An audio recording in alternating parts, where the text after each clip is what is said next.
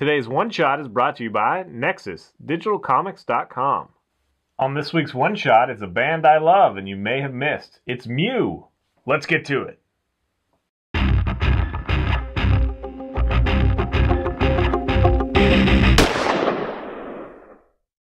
So Mew has been one of my favorite bands since 2004 when I was aware of them. I have to credit friend John for finding them. I believe they were on a top 10 list of bands to watch around the world, something like that.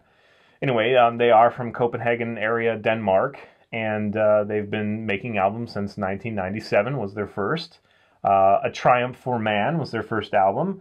And then their second album was 2000, Half the World Was Watching Me.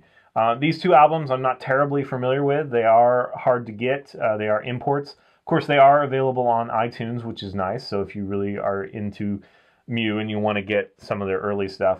But a lot of those tracks also made it onto the compilation that we've had recently called Eggs Are Funny.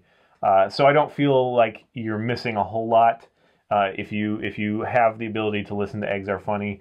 And you really like it, then you can pick up a couple. I'm thinking about picking up a couple of the tracks that I really enjoy, but there's also some experimental, in-between stuff, studio stuff, and that, unless you're a hardcore fan, you can probably just pass. I don't think they're for everybody. So the first album that I really enjoy is 2003. It's called Frankerz. It has it looks like a like a bullfighter kind of thing on the cover, but I'm pretty sure it's a Denmark thing. I'm not sure how he's costumed, what that is, but just a dude standing there with a plain background. Frankerz, really great album. Really starts to define what we know of Mew today, their sound today. Much like Radiohead, Mew seems to be kind of experimental and kind of really forward thinking on the edge of things. They're kind of ahead of their time. I say that about Radiohead all the time. Sometimes it even takes me a few, maybe even a month or a few weeks to really like their new albums with Radiohead. Although the last couple have been great. But like Kid A, it took me a little while to really like. And anyway, Mew is much the same way, where there are a couple songs here or there that are kind of jarring at first. But as you listen to them, you understand, what they're going for, and it's really enjoyable. Mew has also a kind of multicultural base. They do some French, I believe, and some Japanese in there as well, as far as lyrics and yeah, it's really fun it's kind of this indie experiment to enjoy Mew. The next album is 2005, and The Glass-Handed Kites is the name of the album. It has this kind of strange butterfly-y, facey thing. And that one actually contains probably my favorite song.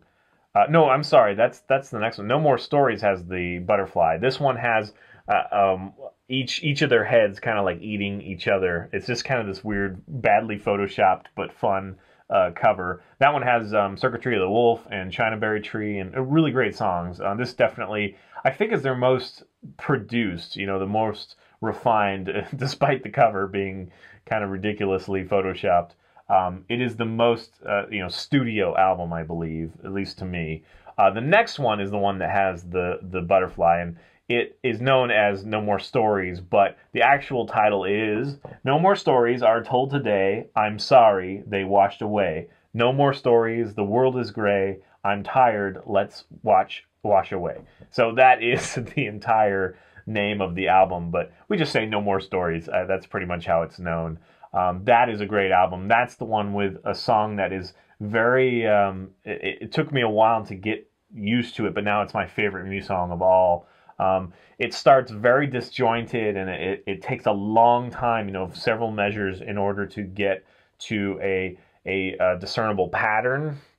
So for someone like me with very good pitch and I'm very rhythmic, it's like oh, come on, get to something that I can sink my teeth into and understand where whatever. But it just takes a couple of measures, and if you're patient and if you wait, it's just brilliant. It's just a wonderful way to make music, and it's not something that everybody does, and something that everybody would have either patience for or understanding on how to do it. It's just a lot of fun, and I really credit them for pushing me beyond my little safe zone, and something I really enjoy. My favorite album, or my favorite track. That'll definitely be on my blog for you guys to check out. It's RJ's Take .blogspot.com.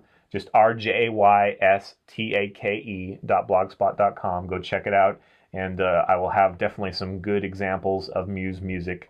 Beyond that last album, again, it's No More Eggs. That's their compilation. I really hope that there's more. They've been doing it for a while, though, so we'll see. Definitely high-quality music. I would compare them to Silver Sun Pickups. Obviously, you guys know who they are. I think that they have a very similar feel in some ways. A band called Stars, which I will probably be reviewing here at some point. They're another one that kind of has that folky indie feel. And then also Starflyer 59, some old school Starflyer 59. If you know who they are, I really loved them in my youth.